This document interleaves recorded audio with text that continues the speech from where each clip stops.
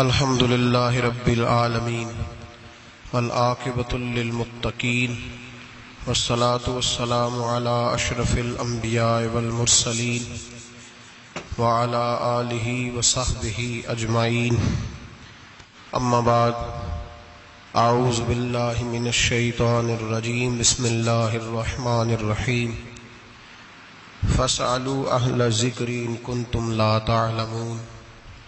صدق اللہ العظیم وصدق رسولہ النبی الکریم۔ ان اللہ وملائکتہ یصلون علی النبی یا ایہا الذین آمنوا صلوا علیہ وسلموا تسلیما۔ اللہم صل علی سیدنا ومولانا محمد معدن الجود والکرم وآلہ وصحبہ وبارک وسلم۔ تمام تعریف حمد و ثنا اللہ تعالیٰ جل مجدہ الکریم کے لیے، ہر قسم کے درود و سلام نبی محترم، شفیع محتشم، آقا کل، ختم رسول، دانا سبل، احمد مجتبیٰ جناب حضرت محمد مصطفیٰ صلی اللہ تعالیٰ علیہ وآلہ وسلم کی ذات والا صفات کے لیے حمد و صلات کے بعد، امام الائمہ سراج الامہ حضرت سیدنا امام اعظم ابو حنیفہ رحمت اللہ تعالی علیہ، آپ کی سیرت پر، سوانے پر کچھ باتیں آج کی گفتگو کا موضوع ہیں۔ چونکہ امام صاحب رحمت اللہ علیہ کا وصال شعبان المعظم میں ہوا یا رجب میں ہوا، ان دو مہینوں میں سے با اختلاف روایات آپ کا وصال ہے۔ امت مسلمہ کو فقہ کا بہت بڑا ذخیرہ دینے میں اور لوگوں کو مسائل شریعہ سے آگاہ کرنے میں جس شخص نے سب سے زیادہ کردار ادا کیا وہ امام اعظم ابو حنیفہ کی ذات ہے۔ امام صاحب ایک تابعی بزرگ ہے، تابعی اس کو کہتے ہیں جو صحابہ کے شاگرد ہوتے ہیں۔ امام صاحب نے بہت سارے صحابہ کی زیارت کی، ان کی خدمت میں رہے، ان سے دین سیکھا اور پھر امت مسلمہ کو دین کے اصول بنا کر عطا فرمائے۔ قیامت تک جتنے لوگ بھی فقہی مسائل سیکھیں گے وہ سارے امام اعظم ابو حنیفہ کا شکریہ ادا کر کے سیکھیں گے۔ فقہ ہوتی کیا ہے؟ قرآن پاک فرقان حمید میں اللہ نے فرمایا فاسألوا اہل الذکر ان کنتم لا تعلمون، فرمایا اگر تمہیں کسی بات کا علم نہ ہو تو اس سے پوچھ لیا کرو جسے اللہ نے علم عطا فرمایا ہے۔ تمہیں جب علم نہ ہو تو ان کے پاس جاؤ جنہیں اللہ نے علم دیا ہے۔ اس کا نام فقہ ہے۔ کسی عالم کی، کسی بزرگ کی تقلید کرنا، اس کے مقلد ہونے کا معنی یہ ہے کہ آپ کسی ایک شخصیت کے، ایک بزرگ کے قول پر اعتبار کرتے ہوئے کہ اس کو دین کا علم زیادہ ہے تو جو بات وہ بتائے، چونکہ ہر آدمی یہ طاقت نہیں رکھتا کہ وہ سارے قرآن کا مطالعہ کرے، تفاسیر کا مطالعہ کرے، احادیث کا مطالعہ کرے، ان کی شرح دیکھے، صحابہ کرام کے اقوال دیکھے، صحابہ کا اس مسئلے میں کیا موقف تھا، کیا رائے تھی، ہر چیز کو پرکھے۔ ہر آدمی کے بس کی یہ بات نہیں ہوتی، تو اس کے لیے شریعت اسلامیہ کے قانون بنا دیا گیا کہ ایک امام کی تقلید کر لو۔ دلیل کیا ہے؟ نبی کریم سید عالم صلی اللہ علیہ وسلم نے حضرت معاذ ابن جبل رضی اللہ تعالیٰ عنہ کو یمن کا گورنر بنایا تھا۔ یہ بات آپ نے تھوڑا سمجھنی ہے، اس لیے کہ یہ ہمارے دور کا ایک نیا فتنہ ہے۔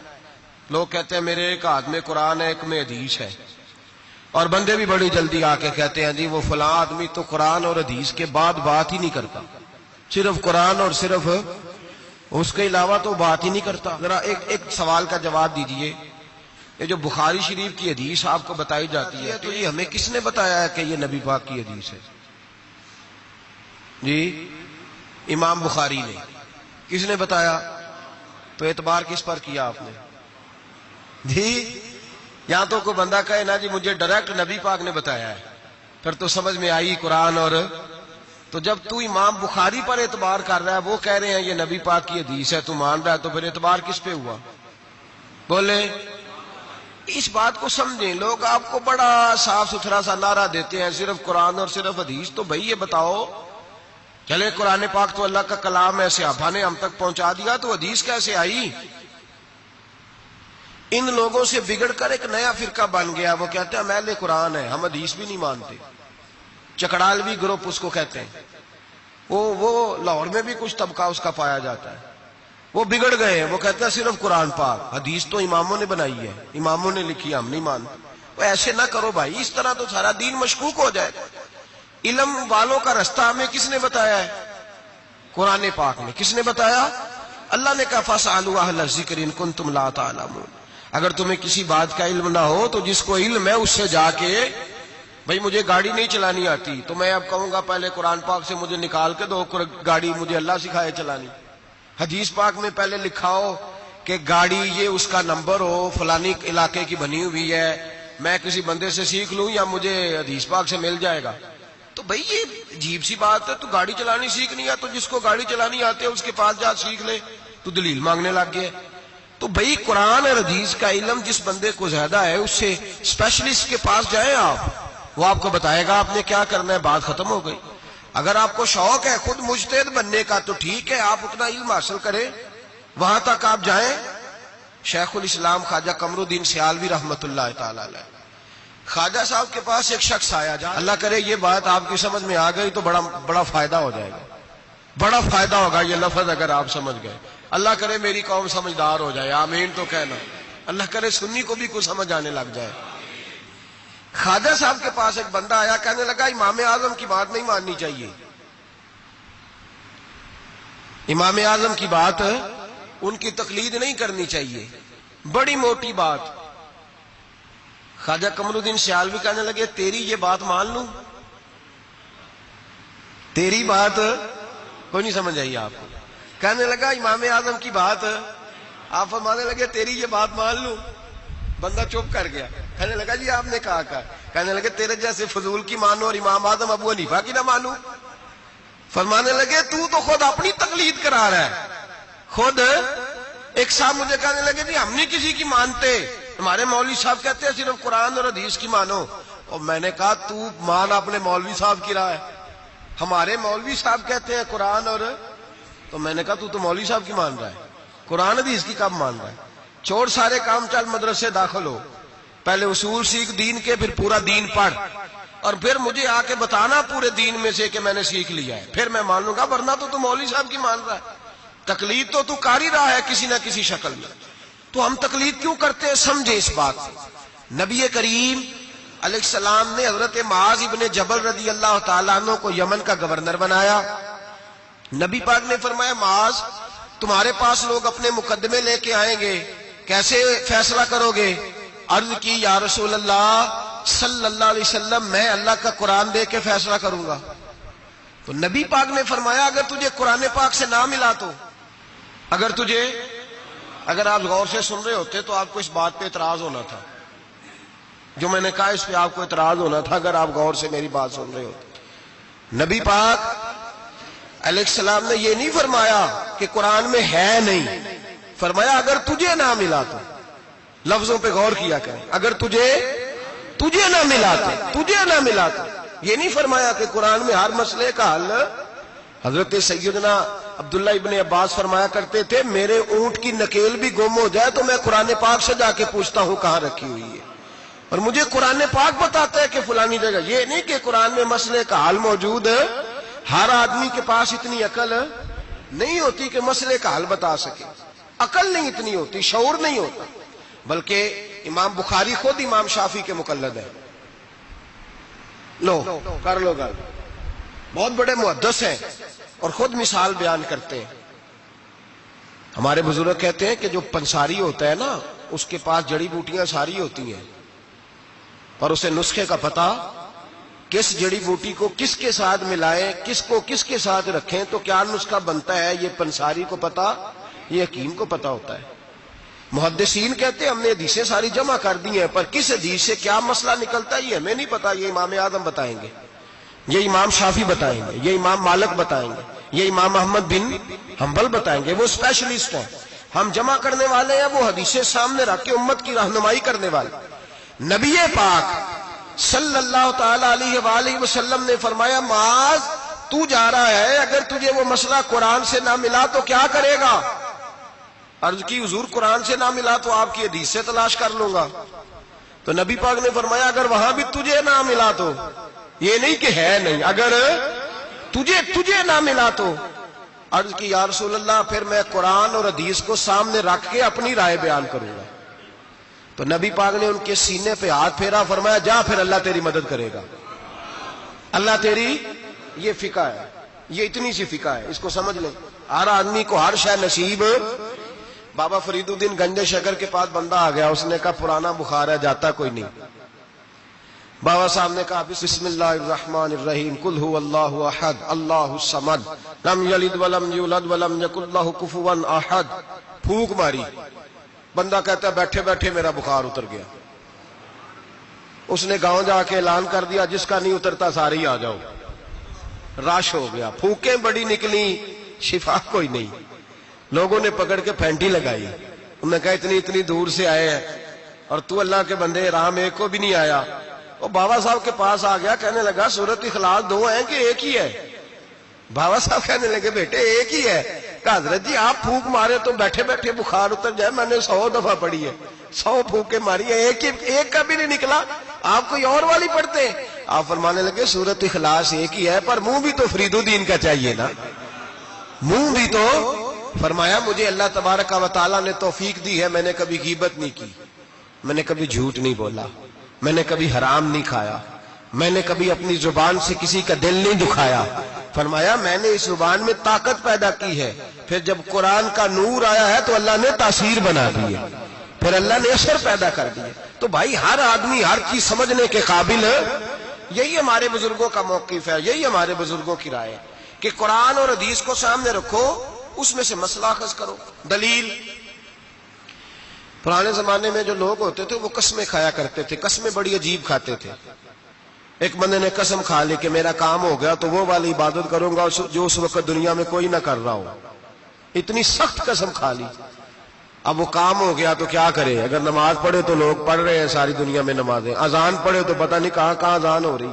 پھنس گیا، معاملہ الجھ گیا تو غوث اعظم جیلانی کے پاس گیا. کہا حضور اب کیا کروں؟ آپ فرمانے لگے کچھ بھی نہیں، حرم شریف چلا جا، کعبہ تو ایک ہی ہے نا پوری دنیا میں. 1 منٹ کے لیے سب لوگوں کی منت کر کے طواف رک جائے، ایک چکر طواف کا تو اکیلے کر لے، تیری منت پوری ہو جائے گی. اب یہ فقاہت ہے، ہر آدمی کو نصیب، ہر آدمی کو یہ نصیب نہیں ہوتی، یاد رکھ. آگے چلیے، امام اعظم ابو حنیفہ کا زمانہ، ایک بادشاہ نے قسم کھا لی، اپنی بیوی سے کہنے لگا اگر تو چاند سے زیادہ خوبصورت نہ ہو تو تجھے 3 طلاقیں. اب مسئلہ بن گیا، کدھر سے نکالیں؟ اب قرآن پاک میں یہ لفظ کہیں نہیں لکھا کہ عورت چاند سے زیادہ خوبصورت ہوتی ہے، کسی حدیث میں نہیں لکھا واضح طور پر کہ بی بی چاند سے زیادہ خوبصورت ہوتی ہے. علماء کوفہ بیٹھ گئے، علماء بغداد بیٹھ گئے، علماء مصر بیٹھ گئے. بادشاہ تھا اور پھر جو اس کی بیوی تھی وہ بھی ایک بادشاہ کی بیٹی تھی. اگر یہ طلاق ہو گئی تو 2 ملکوں کی جنگ چھڑ جائے گی، حالات خراب ہو جائے. علماء پریشان ہیں کہ جائیں تو کدھر جائیں.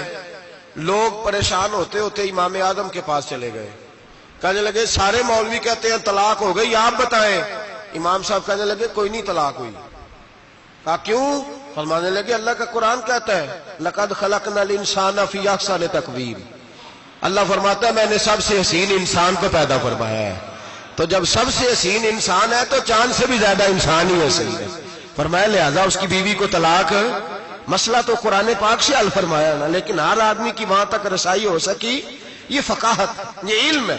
اور یہ اللہ سب کو عطا نہیں کرتا، یہ کسی کسی کا نصیبہ ہوتا ہے، کسی کسی. اور ویسے بھی اب تو لوگوں کو شوق ہے نا، ہر بندہ ہر کام کرنا چاہتا ہے. صحابہ یہ نہیں کرتے. حضرت عمر فاروق سے پیارا قرآن کوئی نہیں پڑھ سکتا. وہ 5 نمازوں کی امامت کرتے تھے، تراویحوں کی باری آتی تھی تو حضرت ابی بن کعب کو آگے کھڑا کرتے، فرماتے تھے تو پڑھا. حضرت جناب سیدنا عمر فاروق کو بھی بڑا اعلیٰ قرآن پڑھنا آتا تھا، لیکن جب اچھی قرات سننے کو دل کرتا تھا تو حضرت ابو سعید خدری کو بلاتے تھے، حضرت ابو موسیٰ اشعری کو بلاتے، ان سے سنتے تھے. بھائی ہر آدمی دوڑ کے آگے بڑھ گیا ہے اور لوگوں کو بزرگوں کے خلاف اکساتا ہے، کہتا کوئی تقلید نہیں، ہمیں خود سمجھ میں آتی. خدا کے بندے، جب صحابہ کرام علیہم رضوان، صحابہ، حضرت عمر فاروق کا طریقہ یہ تھا جب کوئی بندہ مسئلہ پوچھتا تو کہتے علی کے پاس جاؤ، اس لیے کہ جو علم اللہ نے علی کو عطا فرمایا وہ کسی کے حصے میں نہیں آیا. جو علم اللہ نے، اور اس کی دلیل ان کی فقاہت ہے. ایک بی بی تھی، دائی تھی، وہ اس کے گھر میں بچے جنم لیتے تھے، بچے پیدا ہوتے. یہ دیکھیں علم جو ہوتا ہے نا وہ علم ہوتا ہے. فقاہت ہوتی ہے، اور یہ اللہ کی عطا ہے، یہ رب کی عطا ہے، جس کو چاہتا ہے عطا کر دیتا ہے۔ نہ اس میں حسد ہو سکتا ہے، نہ اس میں کوئی شخص کہہ سکتا ہے مجھے کیوں نہیں ملی۔ حضرت علی رضی اللہ تعالیٰ عنہ کا زمانہ ہے، ایک بی بی کا خیمہ تھا، جھونپڑی تھی، جیسے آج ہاسپٹل بنے ہوئے ہیں وہاں بچے پیدا ہوتے ہیں۔ ایک بی بی تھی، وہ دائی تھی، کام کرتی تھی یہ والا، اس کے گھر میں 2 کیس اکٹھے آ گئے، نہ اتنی لمبی چوڑی لائٹیں ہوتی تھی، اس نے اپنی جھونپڑی میں دونوں بیویاں اکٹھی تھی، دونوں کو اللہ تعالیٰ نے اولاد دی۔ رات بڑی گہری تھی، اندھیرا بڑا سخت تھا، ایک کے گھر میں بچہ پیدا ہوا، دوسری کے گھر میں بچی پیدا ہوئی۔ اب جب صبح کا اجالا نکلا تو جھگڑا شروع ہو گیا، دونوں بیویاں مطالبہ کرتی ہیں بیٹا میرا ہے، بیٹا میرا ہے۔ اب وہ دائی بھی نہیں بتا سکتی، اندھیرا بڑا سخت تھا، بوڑھی عورت تھی، سمجھ نہیں آتی کیا کروں۔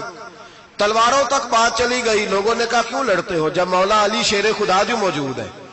انا مدینہ تو علم و علی بابوہا، نبی پاک نے فرمایا میں علم کا شہر ہوں، علی اس کا دروازہ ہے۔ فرمایا جب اتنا بڑا شخص موجود ہے تو ضرورت ہی نہیں۔ لوگ پریشان ہو کے گئے، جا کے کہنے لگے حضور ایک مسئلہ آ گیا، ذرا سوچ کر غور کر کے بتائیے۔ اندھیرے میں بچہ پیدا ہوا، ایک بی بی کے ہاں بیٹا، ایک کے ہاں بیٹی، اب دونوں بیٹی کی طلبگار ہے، فیصلہ کیسے کریں؟ تو حضرت علی نے کہا بڑے تم پریشان آئے تھے، یہ بھی کوئی بات ہے؟ دونوں بیویوں کا تھوڑا تھوڑا دودھ نکال کے تولو، جس کا دودھ وزنی بیٹا اسی کا ہے۔ کہا حضرت جی یہ مسئلہ آپ نے کیسے نکالا؟ فرمانے لگے قرآن پاک سے نکالا ہے۔ کہا کیوں؟ فرمانے لگے اللہ قرآن میں کہتا ہے میں نے بیٹے کے 2 حصے رکھے ہوئے ہیں اور بیٹی کا 1 حصہ رکھا ہوا ہے، تو جب اللہ کسی کے گھر میں بیٹا دیتا ہے تو دودھ بھی وزنی ہوتا ہے، اس لیے کہ ڈبل وزن کا ہوتا ہے۔ انہوں نے دودھ نکال کے تولا، مقدار 1 جتنی، مقدار 1 جتنی، اس کا ½ کلو دودھ، اس کا 1 کلو، وزن کیا تو پورا ہو گیا۔ پیمانے رکھے گئے تو وہ ناپنے میں اور تھا، تولنے میں اس کا دودھ وزنی نکلا۔ جب دودھ وزنی نکلا تو جناب سیدنا علی المرتضیٰ فرمانے لگے جس کا دودھ وزنی بیٹا اسی کا ہے، اللہ ڈبل وزن کا دودھ عطا کرتا۔ اب مسئلہ کہاں سے نکلا بولیے؟ لیکن ہر بندہ نکالنے کی طاقت، یہی حضرت امام اعظم ابو حنیفہ کا کمال ہے۔ صحابہ کے زمانے میں ضرورت نہیں تھی صحابہ کو، ایک تو وہ اتنی لاپرواہی کی نماز نہیں پڑھتے تھے جتنی ہم پڑھتے ہیں۔ اتحیات میں بیٹھے سورۃ فاتحہ پڑھی جا رہی ہے، اتحیات میں بیٹھ کے بندے پوچھتے ہیں آگے، کہتے ہیں حضرت میں اتحیات میں سورۃ فاتحہ پڑھ رہا تھا، ساری پڑھ لی ہے، وہ تو رکوع کا وقت ہے تو یاد آیا کہ یہ تو اتحیات ہے۔ اتنی لاپرواہی کی پہلے تو وہ نمازیں نہیں پڑھتے، پھر اگر کسی کو غلطی ہو جاتی تو سامنے جناب رسالت امام صلی اللہ علیہ وسلم کا جلوہ والضحیٰ موجود تھا، وہ حضور سے پوچھ لیتے۔ جب وقت گزرنے لگا نا، تابعین کا زمانہ آیا تو پھر مسئلہ بنا، ایک تو تھوڑا تھوڑا مشکات نبوت سے لوگ دور ہوئے تو لاپرواہی بھی آنے لگی۔ اب لوگوں نے پوچھنا شروع کیا کہ سورۃ فاتحہ بھول جائے تو کیا کریں؟ رکوع میں بندہ چلا گیا تو رکوع تو کر لیا لیکن سبحان ربی العظیم نہیں یاد رہا تو کیا کرے؟ سجدے میں گیا سبحان ربی الاعلیٰ نہیں پڑھا تو کیا کرے؟ اب مسائل بنے، اب ضرورت ہوئی، امام اعظم نے اصول فقہ مرتب کی، ہمیں بتایا کہ نماز میں فرض کیا ہے، نماز میں واجب کیا ہے، نماز میں کیا شے ضروری ہے اور کیا شے ضروری نہیں ہے، وہ بھی انہوں نے حدیثیں سامنے رکھی کہ نبی پاک نے کس کس بات کی کتنی تاکید کی، کس کس بات کی زیادہ تاکید نہیں فرمائی۔ پھر انہوں نے مسئلہ بتایا کہ قیام کرنا فرض ہے، رکوع کرنا فرض ہے، لیکن رکوع میں سبحان ربی العظیم کہنا سنت ہے، اگر کسی کی رہ بھی جائے گی تو اس کی نماز ہو جائے گی۔ قوما کرنا فرض ہے، سجدہ کرنا فرض ہے، لیکن سجدے میں سبحان ربی الاعلیٰ کہنا سنت ہے، رہ بھی گیا تو نماز جو سجدہ ہی نہیں کرے گا اس کی نہیں۔ تو یہ اصول بنائے امام اعظم نے۔ امام اعظم کون تھے؟ کپڑے کے ایک بہت بڑے تاجر تھے، ان کے بیٹے تھے، پورا نام تھا نعمان بن ثابت۔ امام اعظم ان کا لقب ہے، ابو حنیفہ ان کی کنیت ہے۔ لوگ جب اپنی مرضی کی باری آتی ہے تو حرم شریف کے حوالے دینے شروع کر دیتے ہیں، حرم شریف میں جو ہوتا ہے، حرم شریف میں نے کہا چلو وہی مان لو، مسجد نبی میں باب بلال سے داخل ہو جاؤ یا باب ہجرت سے داخل ہو جاؤ۔ مسجد نبی میں جب داخل ہوگے، اندر مسجد کے قدم رکھو گے دونوں دروازوں سے جا کے، تو جو کھلا سین ملے گا اس سین کے اوپر جو سامنے نظر ڈالو گے تو 4 اماموں کے نام لکھے ہوئے فقہ کے، جو سب سے پہلا نام لکھا ہے وہ امام اعظم ابو حنیفہ کا لکھا ہوا ہے۔ آج بھی مسجد نبی میں، آج بھی، دوسرا امام شافعی کا، تیسرا حضرت امام مالک کا، چوتھا امام محمد بن حنبل کا، اور آج بھی फुकहाए मक्का और मदीना जब फतवा देते हैं तो इमाम अहमद बिन हंबल के कौल पे फतवा देते हैं, और हर जगह वो ऐलान करते हैं कि हम फिका के मानने वाले मुकल्लद है इमाम अहमद बिन हंबल के। वो ऐलान करते हैं, उन्होंने लेके लगाया हुआ। एक पूरी दुनिया की लोग तो किसी न किसी इमाम की तकलीद करें, और एक छोटी सी जमात उठ के कहे नहीं हमें डायरेक्ट समझ आई है। तो कैसे भाई तुम्हें समझ आ गई? इमाम आजम अबू हनीफा का नाम नौमान बिन साबित था, कूफे में पैदा हुए थे, सहाबा के शागिर्द थे, 80 हिजरी में पैदा हुए, 150 हिजरी में आपका विसाल हुआ। बाप ताजर थे। आप फरमाते हैं मैं सियाना हुआ तो तजारत में लग गया, रेशमी कपड़े का कारोबार था, बहुत बड़ा घराना मालदार था हमारा। मैं गली से गुजरता था, रस्ते में इमाम शाफी का मदरसा था, मैं बच्चों को पढ़ते देखता तो मुझे शौक होता, अक्सर मैं वहां 2-4 मिनट 10 मिनट क़याम करता। एक दिन इमाम शाफी ने बुलाया और बुला के फरमाया बेटे क्या करते हो? मैंने कहा कपड़े का काम करता हूं। तो कहने लगे तेरे चेहरे में बड़ी चमक है, तेरे चेहरे में बड़ी रोशनी है, मुझे लगता है मेरा रब तुझसे कोई बड़ा ही काम लेने वाला है, तू आ नहीं जाता, पढ़ नहीं लेता। इकबाल कहते हैं अगर कोई शोएब आए मुयस्सर, शुबानी से कलीमी 2 कदम है, अल्लाह करे किसी को कोई मिल जाए, किसी को कोई बैठा हुआ मुझे दूर दुआ देता है, मैं डूबता हूं पर समुंदर उछाल देता है, अल्लाह करे कोई मिल जाए। फरमाते इमाम शाफी ने मेरी बात हुई तो मैं हजरत हम्माद के मदरसे में दाखिल हो गया। इमाम हम्माद बहुत बड़े मुफ्ती थे, सनद भी सुन ले। इमाम आजम शागिर्द है इमाम हम्माद के, और इमाम हम्माद शागिर्द है हजरत इब्राहिम नखई के। हजरत इब्राहिम नखई शागिर्द है हजरत अलकमा के, और हजरत अलकमा शागिर्द है हजरत अब्दुल्ला इब्ने मसूद के। और हजरत अब्दुल्ला बिन मसूद वो सहाबिया जिनकी ड्यूटी थी नबी पाक का डंडा मुबारक का सा उठाने की, हुजूर के जूते उठाने की, डायरेक्ट नबी पाक से इल्म दीन हासिल किया करते। ये सनद है इमाम आजम अबू हनीफा की। हजरत इमाम आजम कहते हैं मैं इमाम हम्माद के मदरसे में पढ़ने लगा, कई साल रह के मैंने उनके मदरसे में इल्म हासिल किया। जब मैं फारिग हुआ तो मैंने कहा उस्ताद जी मैं कहां मदरसा बनाऊं, मैं किस मस्जिद में बैठूं, मैं कहां जाऊं? कहते हैं मेरे उस्ताद अपनी कुर्सी से उठे और मेरा बाजू पकड़ के अपनी जगह पे बिठाया, कहने लगे मैंने तुझे पढ़ाया है लेकिन रब ने तुझे बड़ा ही अता किया है, अब तू कहीं और नहीं जाएगा, मेरी मसलत पर बैठकर लोगों को पढ़ाया करेगा। इमाम आजम अबू हनीफा ने फिका और उसूल का इल्म वहां से हासिल किया। फरमाते हैं फिर मेरे उस्ताद ने मेरी ड्यूटी लगाई, फरमाने लगे अब तू किसी ऐसी जगह जा जहां से तुझे तकवे की रोशनी मिले, कोई मुर्शद तलाश कर, सह नफल नमाजा पढ़िया, जालम नफ्स न मरदा हूं, ए बान फकीरों किसे नहीं मारे, आए हो चोर अंदर दाहू। हजरत इमाम आजम सन 80 हिजरी में, कहते हैं 80 हिजरी में, आज से 1400 साल पहले, 1350 साल पहले इमाम आजम कह रहे हैं मुझे जरूरत थी कि मैं जाके किसी के हाथ में हाथ दूं ताकि मैं उससे इस्लाह लूं जो मेरे कल्बो नजर को सही करे। हम तो सारे सियाने, हमें तो किसी की जरूरत ही नहीं। फरमाते मैं अपने उस्ताद के कहने पर इमाम जाफर सादक के पास गया, 2 साल इमाम जाफर सादक ने मुझे प्रैक्टिकल कराया, जो इल्म मैंने इमाम हम्माद से सीखा था उस पर अमल करने का तरीका मुझे इमाम जाफर सादक ने सिखाया है। 2 साल। और इमाम आजम फरमाया करते थे अगर वो 2 साल ना होते तो मैं हलाक हो जाता, वो 2 साल ना होते तो मैं, फरमाते उनसे मैंने पढ़ना पढ़ाना सीखा। और इमाम जाफर सादक रात को मुझे साथ खड़ा करते और सारी रात नफल पढ़ाते, वो मेरी तरबियत करते। वो इल्म तो मेरे अंदर था लेकिन आजिज़ी, तकवा, परहेजगारी, इबादत, कुरान से प्यार, ये मुझे इमाम जाफर सादक ने सिखाया। इमाम आजम अबू हनीफा बहुत बड़े फकीह बने, फिर मदरसा बनाया, फिर खानकाह बनाई, फिर इमाम साहब रहमतुल्लाह अलैह ने सारी जिंदगी रसूलुल्लाह सल्लल्लाहु अलैहि वसल्लम के दीन का पैगाम दिया।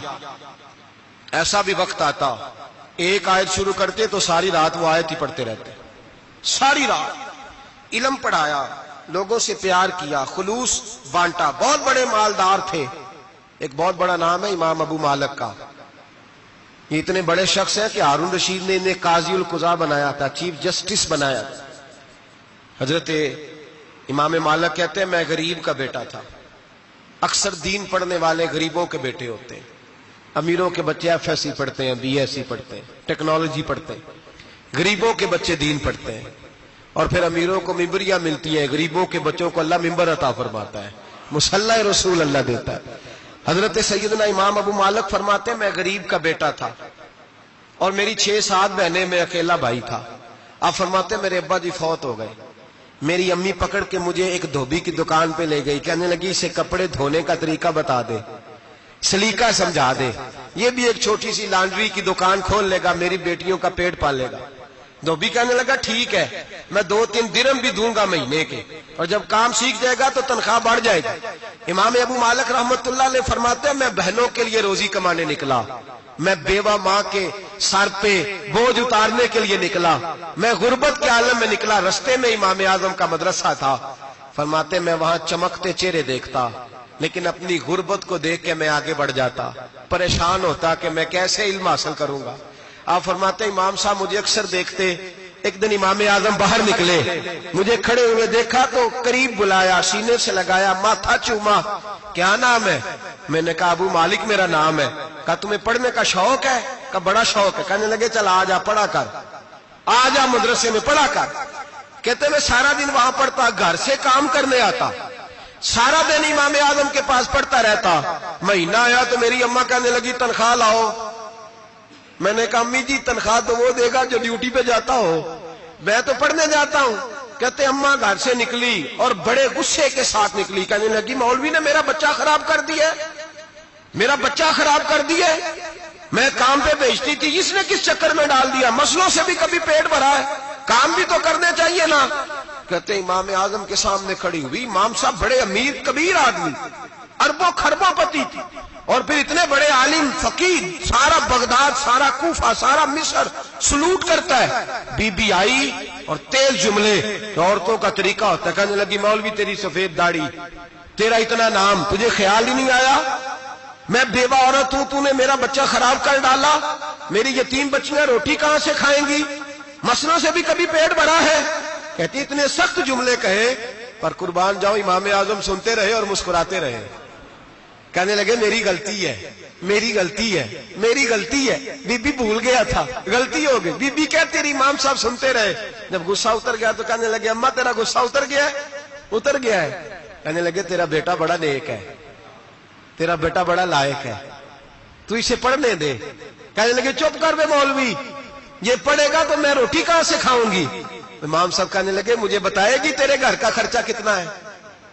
اس نے ایک لفظ تو ہے 3 دینار کا، ایک روایت ایسی بھی لکھی ہے بزرگوں نے، کہنے لگی 40 درہم ہے، اور اماں کہتی میں نے جان بوجھ کے زیادہ بتائے، حالانکہ میں کناک کا خرچہ کرتی تھی، لیکن جب کھلا ڈلا کرے تو وہ والا خرچہ بتایا۔ میں نے کہا 40 درہم خرچہ ہے، تو دے گا؟ تو کہتے امام اعظم کہنے لگے اماں تجھے لینے نہیں آنا پڑے گا، پہلی سے پہلے تیرے گھر میں پہنچ جایا کریں گے، یکم سے پہلے آئیں گے۔ او بھائیو کہاں استاد ملتے ہیں، کہاں استاد ملتے ہیں، کہاں وہ لوگ ملتے ہیں جو دعائیں مانگتے، التجائے کرتے، پیار کرتے۔ گزر گیا وہ دور، اب تو سوٹ لینے کا دور ہے، مٹھائیاں لینے کا دور ہے، ہاتھ ڈلوانے کا دور آیا ہے۔ اب کون پوچھتا ہے؟ اب تو پوچھتے ہیں تو میرے لیے کیا لایا ہے۔ حضرت سیدنا امام اعظم ابو حنیفہ رحمت اللہ علیہ 1 دن نہیں، 2 دن نہیں، 4 دن نہیں، 5 مہینے نہیں، 20 سال تک، کہنا آسان، بولنا آسان، سننا آسان، 20 سال تک امام ابو مالک کے گھر میں خرچہ دیتے رہے، وہ پڑھتے رہے۔ اماں کہنے لگی تو میرے بیٹے کو لگا تو لیا ہے تو پڑھ کے بنے گا کیا؟ حضرت امام اعظم فرمانے لگے بادشاہوں کے تخت پر بیٹھ کر بادشاہوں کے ساتھ کھانے کھایا کرے گا، ان کے ساتھ بیٹھ کے حلوہ کھائے گا، وقت آئے گا تو دیکھے گی۔ کہتے ہیں میرے امام انتقال کر گئے، وقت بیت گیا، ہارون رشید نے مجھے بلایا بغداد میں اور کہا میں آپ کو چیف جسٹس بنانے لگا ہوں۔ کہتے ہیں میں خوشی سے سجدے کرنے لگا، میں چیف جسٹس بنا۔ میں نے اپنی اماں کو خط لکھا کہ اماں بغداد آ جا، تیرے بیٹے کو اللہ نے بڑی شان عطا کر دی ہے۔ فرماتے ہیں ہارون رشید کی بیوی بڑی اولیاء کی، علماء کی بڑی فرما بردار تھی، محبت کرنے والی تھی، اس نے حلوہ بنا کے بھیجا، کھانا بنا کے بھیجا۔ ہارون رشید تخت پہ بیٹھ کے کھانے لگا تو کہنے لگا امام صاحب آپ بھی یہیں آ جائیں میرے ساتھ۔ کہتے ایک کونے میں وہ بیٹھ گیا، ایک میں بیٹھ گیا، بیچ میں کھانا رکھ لیا۔ اتنی دیر میں میری اماں بھی پہنچ گئی، 2 لقمے کھائے تھے کہ اماں آ گئی۔ جب اماں نے مجھے تخت پہ بیٹھے دیکھا، ایک یتیم، ایک لاوارث، ایک بن باپ کا بچہ، وہ کل تک جو بہنوں کے لیے 4 دینار نہیں لا سکتا تھا، تخت پہ بیٹھ کے جب روٹی کھاتے دیکھا تو اماں تڑپ گئی، روئی، چیخیں ماری۔ میں نے کہا اماں کیا ہوا؟ کہنے لگی بیٹا مجھے تیرا استاد یاد آ گیا ہے، اس نے کئی سال پہلے کہا تھا اسے دین کا علم پڑھنے دے، اسے فقیہ بننے دے، یہ بہت آگے جائے گا۔ دیکھ آج اللہ نے تجھے کتنی شان عطا کی ہے۔ کہا بیٹا یہ کمال تیرا نہیں، یہ امام اعظم ابو حنیفہ کا کمال ہے، یہ ان کا کمال ہے جنہوں نے تمہیں یہاں تک پہنچایا۔ میرے بھائی اپنی پوری زندگی حضرت امام اعظم ابو حنیفہ نے، آج تو اساتذہ کرام، اساتذہ مجھ سے ایک ٹیچر کہنے لگے حضرت جی دل نہیں لگتا، بے سکونی سی ہے، کچھ بتلائیں۔ تو میں نے کہا کلاس میں کوئی یتیم بچہ ڈھونڈ لیں، کوئی لاوارث بچہ ڈھونڈیں، اس کی وردی اپنے ذمے لے لیں، کتابیں اپنے ذمے لے لیں، اس کا خرچہ اپنے ذمے لے لیں، روز جیب میں ٹافیاں ڈال کے جایا کرے کہ غریب کو دینی ہے۔ فرمایا 2 مہینے یہ والا وظیفہ بھی پڑھ کے دیکھے، اللہ آپ کو سکون عطا کرے گا۔ یہ بھی کہنے لگے بڑی ٹھنڈک ہوئی ہے، بڑا سکون ملا ہے، بڑی تابعداری۔ میں نے کہا آپ لفظوں سے سکون چاہتے ہیں، وہ لوگ خدمت کر کے سکون لیتے۔ کوفے کا ایک امیر آدمی تھا، پھر غریب ہو گیا۔ غریب، غربت بڑی پریشانی ہے، بڑی پریشانی، بڑی آزمائش۔ غریب بیوقوف اس لیے ہوتا ہے کہ اس کی جیب میں پیسے نہیں ہوتے۔ غریب مجبور اس لیے ہوتا ہے کہ اس کے پاس ہوتا کچھ نہیں نا، تو ساری آزمائشیں کٹھی آ جاتی۔ غریب آدمی تھا، محنت مزدوری کرتا لیکن پوری نہ ہوتی۔ وہ کہتا ایک دن گلی میں ککڑی بیچنے والا آیا، تو میری ایک بیٹی تھی چھوٹی سی، باقی بچے بڑے تھے، چھوٹی ضد کرنے لگی، کہنے لگی ککڑی کھانی ہے، ککڑی۔ کہتے میں پریشان ہو گیا، دل ٹوٹ گیا، بیٹی نے سوال کیا ہے۔ فرماتے میں نے سوچا کس کے پاس جاؤں، کسی اور کے پاس مجھے سمجھ نہ آیا، میں سیدھا امام اعظم کے پاس چلا گیا۔ یہ شخص ہے جو مجھے دے گا بھی اور میرا پردہ بھی رکھے گا، مجھے دے گا بھی اور میرا، بولیے، میرا یہ پردہ بھی رکھے گا، یہ رسوا نہیں کرے گا، یہ فوٹو نہیں کھچائے گا، یہ فوٹو کھچا کے پہلے دن فیس بک پہ نہیں لگائے گا کہ میں غریبوں میں تھیلے بانٹ رہا ہوں، یہ اسی وقت اخبار والوں کو نہیں بلائے گا ایک تھیلا اور 6 اخباروں میں تصویریں، یہ اس طرح نہیں خیرات دے۔ حضرت امام اعظم کے پاس گیا تو فرماتے رش بہت زیادہ تھا، میں امام صاحب سے بات ہی نہ کر سکا، واپس آ گیا۔ امام صاحب نے بندہ بھیجا، فرمایا پتہ کر یہ بندہ کسی ضرورت کے لیے آیا تھا، رش کی وجہ سے بات نہیں کر پایا۔ کہتے واپس میرے پیچھے بندہ بھیجا، وہ میرے گھر تک آیا، گھر آ کے اس کو حالات کا پتہ چل گیا، واپس گیا۔ کہتے ہیں 3 تھیلیاں شرفیوں کی بھر کے امام اعظم لائے اور خود آئے اور رات کے اندھیرے میں آئے اور مجھے تھیلیاں دے کے نا تو میرے آگے ہاتھ باندھ دیے۔ میں نے کہا حضور ہاتھ کیوں باندھتے ہیں؟ آپ فرمانے لگے یار دکھ اس بات کا ہے کہ تو میرا پڑوسی تھا اور تیری غربت کا مجھے پتہ ہی نہیں چلا، تو میرے علاقے کا تھا اور میں نے سوچا ہی نہیں، میرا اپنا تھا مجھے خیال ہی نہیں آیا۔ فرمایا معاف کر دے، میری شکایت نہ کرنا کہ یہ میری طرف توجہ نہیں کرتا۔ علم بھی تھا، عمل کا نور بھی تھا، تقوی کا حسن بھی تھا، غریب کی مدد کا جذبہ بھی تھا۔ آج لوگوں پر مال کا فتنہ سوار ہوتا ہے، سب پر نہیں لیکن زیادہ لوگوں پر۔ جیسے جیسے مال آتا جاتا ہے ویسے ویسے عقل بھی آتی جاتی ہے، ویسے ویسے سیانے بھی ہوتے جاتے ہیں۔ کہتے ہیں وہ بھی کمائے وہ بھی کرے، میں تو ٹیکنیکلی بڑا ہوں، میں عقل مندی، میں بڑی نہ بہن کی فکر رہتی ہے، نہ بھانجوں کی فکر رہتی ہے، نہ رشتہ دار کی فکر رہتی ہے، نہ دائیں بائیں کچھ دیکھتے ہیں۔ لوگ جیسے جیسے پاورفل ہوتے جاتے، ہٹتے جاتے، کٹتے جاتے، امیروں سے گرانے لگتے جاتے، آگے کی طرف دیکھتے جاتے۔ امام اعظم ابو حنیفہ رحمت اللہ علیہ نے ساری زندگی پیار کیا، محبت بانٹی، علم، فقاہت، تقوی، روشنی۔ آج لوگوں کو علم ہوتا ہے پر علم کا نور نہیں ہوتا۔ ہمیں بہت ساری باتوں کا پتہ ہوتا ہے پر وہ باتیں ہمارے لفظوں میں ہوتی ہیں، ہم اس کے حسن سے آگاہ۔ اور اگر میں یہ کہہ دوں کہ ہمیں ان باتوں پر یقین کامل نہیں ہوتا، کہہ رہے ہوتے ہیں، ہم سمجھتے ہیں، بڑی باتیں کرتے ہیں، لیکن ان باتوں کے پیچھے جو عمل کا جذبہ ہے وہ پھیکا ہوتا ہے۔ امام اعظم ابو حنیفہ رحمت اللہ تعالی علیہ جتنے بڑے عالم تھے اتنا ہی بڑا خوف تھا اللہ کا دل میں، اتنا ہی بڑا خوف تھا۔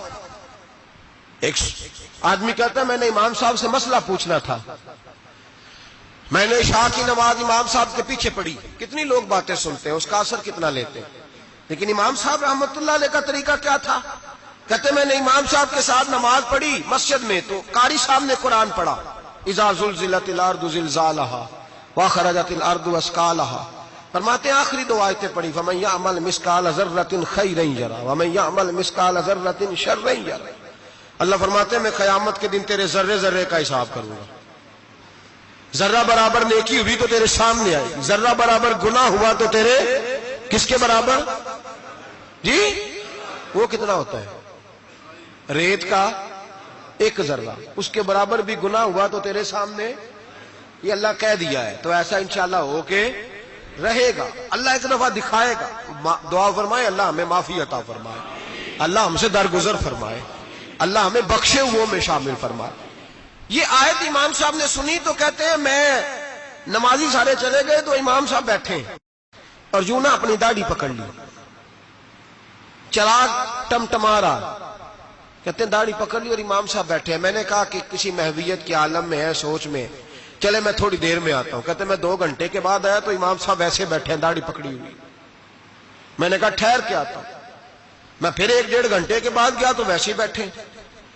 کہتے ہیں تہجد کا وقت ہو گیا، میں مسجد میں گیا تو چراغ ٹمٹمانے لگا، ختم ہونے کے قریب آ گئے، امام صاحب بیٹھے، اب میں نے دیکھا کہ آنکھیں آنسوؤں سے بھری ہوئی ہیں اور اپنی داڑھی پکڑ کے کھینچ رہے ہیں اور کہتے ہیں یا اللہ تو اگر ذرے ذرے کا حساب لے گا تو ابو حنیفہ تو الجھ جائے گا، اے اللہ تو ذرے ذرے کے بارے میں پوچھے گا تو میں تو نہیں جواب دے سکتا، خدا بندہ اس طرح کر، میرے ان سفید بالوں پہ رحم کھا، اے اللہ میرے بڑھاپے پہ مہربانی فرما، مجھ سے نہ ذرے ذرے کا پوچھنا، میں بڑا کمزور ہوں، میں نہیں جواب دے سکتا، مولا مجھ سے درگزر والا معاملہ کر۔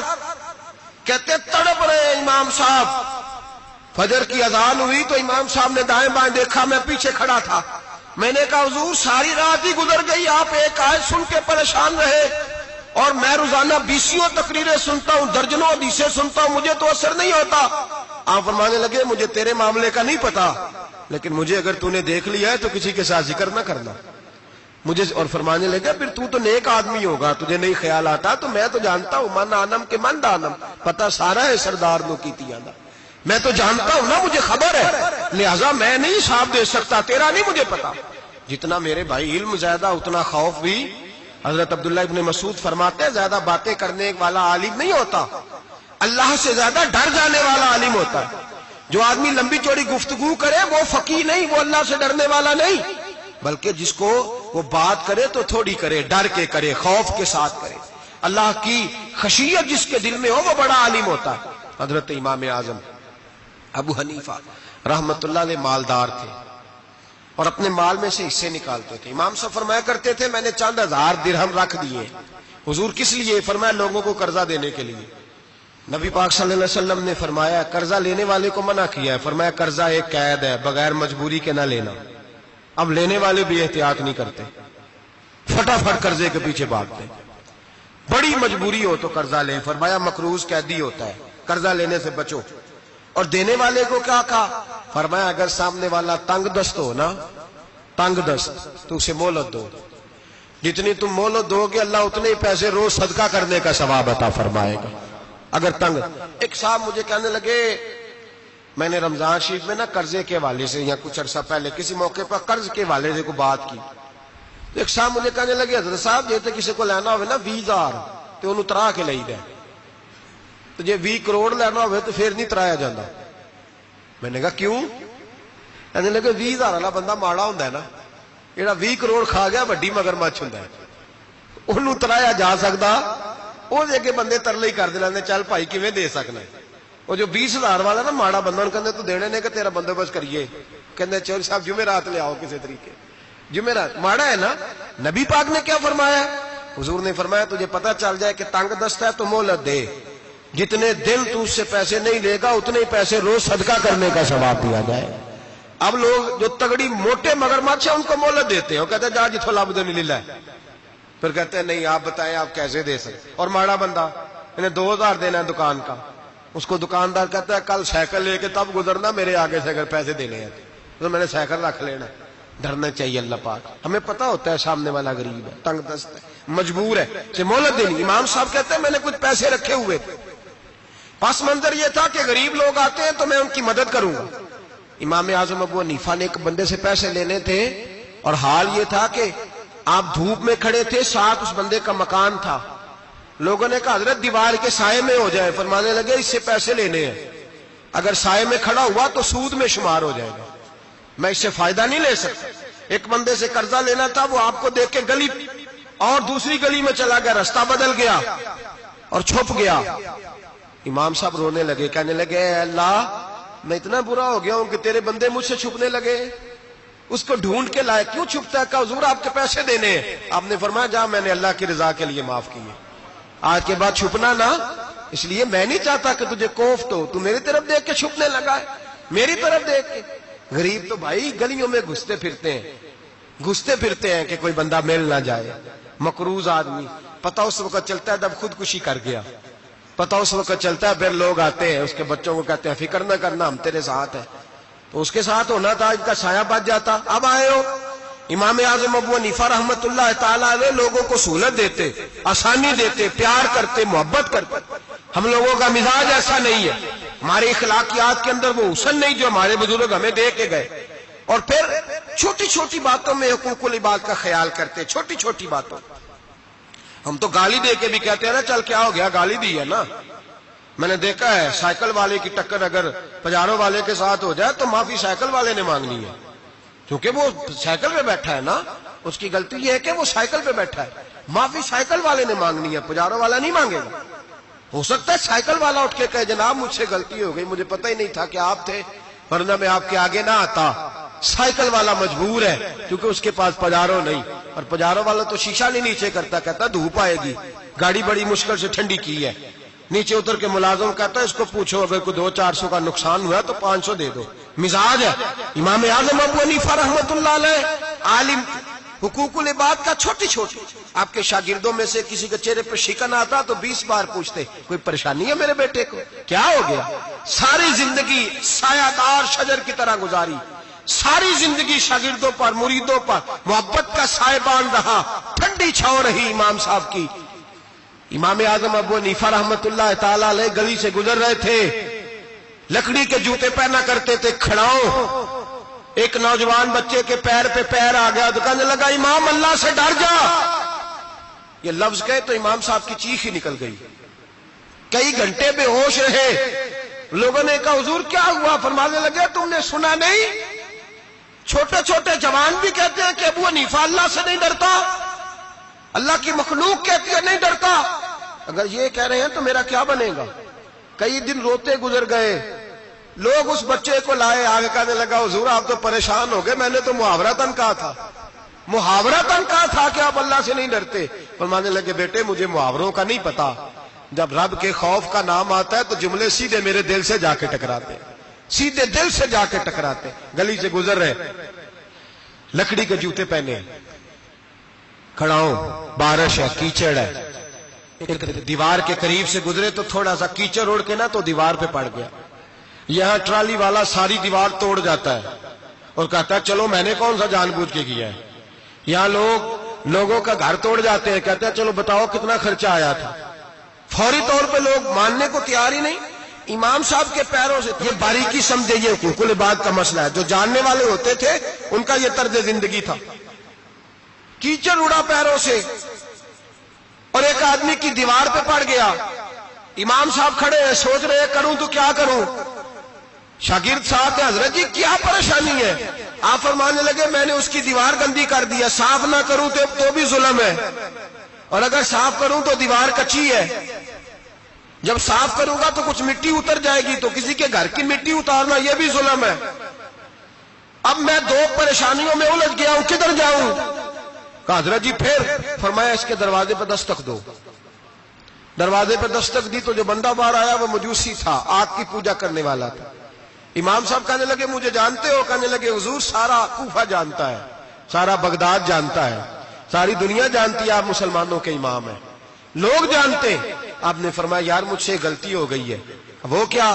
آپ فرمانے لگے میں اپنے انداز میں گزر رہا تھا، بوڑھا آدمی ہوں، خیال نہیں آیا، تھوڑا کیچڑ اڑ کے تیری دیوار پہ لگ گیا ہے۔ میرے بھائی یہ کوئی فرشتے تھوڑی تھے، یہ اس زمین پہ بسنے والے لوگ، احتیاط والے لوگ تھے۔ ہم لوگوں نے پتہ نہیں اپنا مزاج اتنا سخت کیوں بنا لیا ہے، کتنے لوگوں کو لتاڑ کے، کتنی پگڑیاں اچھال کے، کتنے حقوق العباد ضائع کر کے بھی ہم اسی طرح کے مطمئن ہیں۔ کہاں سے تسلی لاتے ہیں ہم؟ کہاں سے اپنے آپ کو ٹھنڈک دیتے ہیں؟ کیسے اپنے آپ کو ہم سکون دے لیتے ہیں کسی کو تکلیف دے کے؟ کس طرح سکون کی نیند آتی ہے جب کوئی پریشان ہوتا؟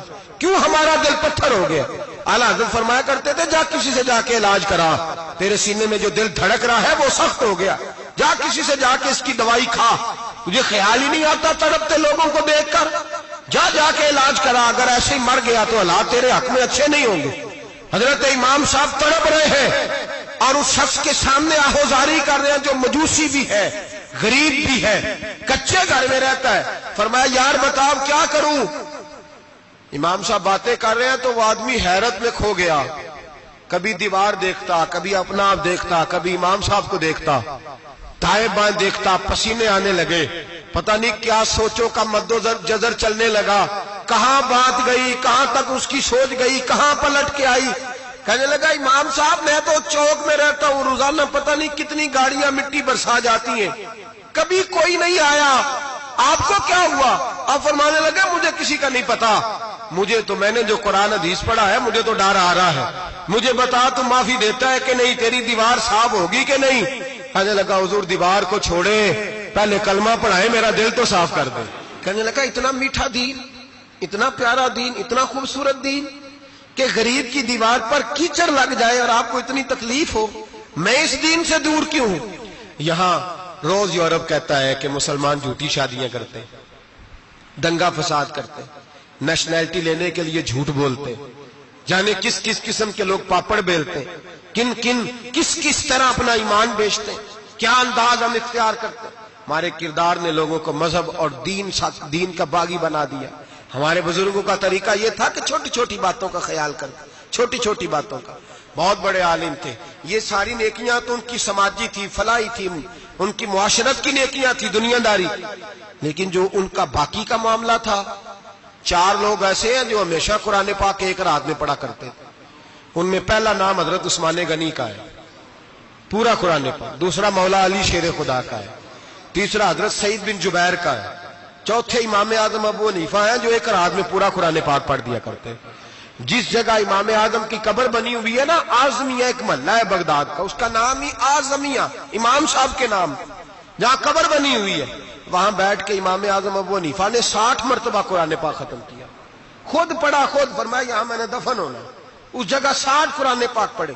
رمضان کا مہینہ آتا تھا تو امام صاحب ایک قرآن پاک دن میں پڑھتے تھے، ایک رات کو پڑھا کرتے تھے، ایک قرآن پاک سنایا کرتے۔ امام صاحب رحمت اللہ علیہ ساری رات نفل پڑھتے۔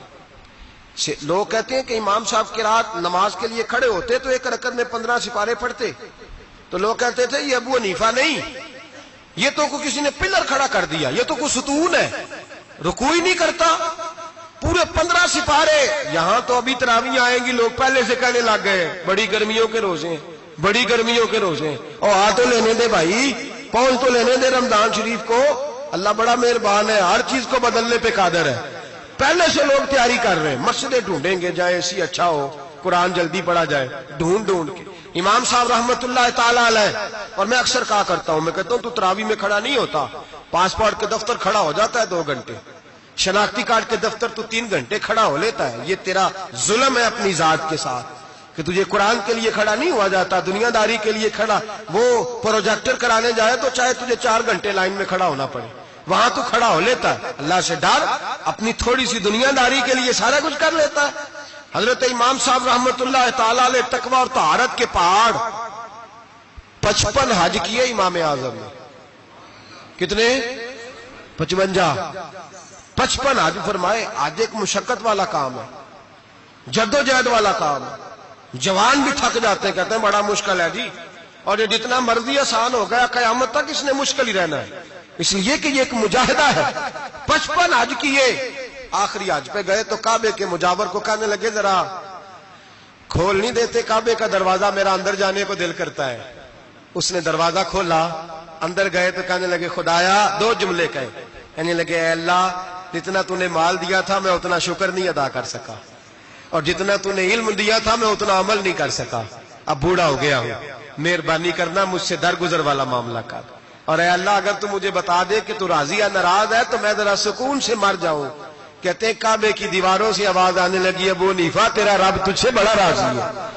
داتا گنج بخش علی اجمیری جیسا بابا 1000 سال پہلے لکھ کے گئے کشف الماجود میں، داتا صاحب نے لکھا ہے 1000 سال پہلے کشف الماجود میں، داتا صاحب فرماتے ہیں میں حضرت بلال کی قبر پہ حاضری دینے گیا، یعنی 1000 سال پہلے کے مسلمان بھی قبروں پہ مزاروں پہ جایا کرتے تھے. داتا صاحب لکھتے ہیں، کہتے ہیں ملک شام میں حضرت بلال حبشی کی قبر پہ حاضری دینے گیا. میں قبر پہ حاضری دے کے تو ساتھ لیٹ گیا، میری آنکھ لگ گئی، مجھے خواب میں نبی پاک کا دیدار نصیب ہوا. گویا حاضری حضرت بلال کی، اور برکت یہ کہ وہاں مجھے مصطفیٰ کا دیدار نصیب ہو رہا ہے. فرماتے ہیں نبی پاک میری خواب میں آئے، حضور نے ایک بوڑھے بابے کے گلے میں ہاتھ ڈالا ہوا ہے اور اپنے ساتھ ساتھ چلا رہے ہیں. میں نے عرض کی یا رسول اللہ یہ کون ہے؟ تو نبی پاک نے فرمایا یہ تیرا امام اعظم ابو حنیفہ ہے. فرماتے ہیں مجھے سمجھ آ گئی کہ امام اعظم بھٹک اس لیے نہیں سکتے کہ انہیں رسول پاک نے سہارا عطا فرمایا ہے، وہ بہک اس لیے نہیں سکتے کہ نبی پاک نے انہیں سہارا دیا. داتا گنج بخش علی اجویری رحمت اللہ تعالی علیہ فرماتے ہیں کہ امام صاحب رحمت اللہ تعالی علیہ بہت بڑی شخصیت. امام اعظم کا پیغام کیا ہے؟ انہوں نے فقہ بنائی، دین پھیلایا، جتنی بھی میں نے باتیں سنائی سارا پیغام ایک پیغام ہے امام صاحب. امام صاحب رحمت اللہ تعالی علیہ فرماتے ہیں کہ دین پر عمل کرنے والوں کو بھی کسی اچھی صحبت کی ضرورت ہوتی ہے. عمل کرنے والے کو آپ فرماتے ہیں کئی دفعہ عمل کرنے والے کا عمل بھی ٹوٹ جاتا ہے، استقامت نہیں رہتی. فرماتے ہیں اچھی صحبتیں تلاش کرو، ان کے پاس بیٹھا کرو، ورنہ ہو سکتا ہے جو عمل تم کر رہے ہو اس میں کمی آ جائے. جتنا نیک لوگوں سے رابطہ زیادہ رہتا ہے انسان کا دین پر عمل زیادہ رہتا ہے. جتنا نیک لوگوں سے پیچھے ہٹتا ہے اتنا دین سے. آپ فرمایا کرتے تھے اگر 2 سال نہ ہوتے جو میں نے امام جعفر صادق کی صحبت میں گزارے تو ابو حنیفہ ہلاک ہو جاتا. اپنے آپ کو رب کریم کے بندوں کے ساتھ لگا کے رکھیں، جوڑ کے رکھیں. اگر ہمارا رب کریم کے بندوں سے رشتہ رہے گا تو قرآن و سنت سے رشتہ رہے گا. اللہ تعالی ہمیں ان بزرگوں کے نقوش سیرت پر عمل کی توفیق عطا کرے. آخر دعوانا ان الحمدللہ رب العالمین.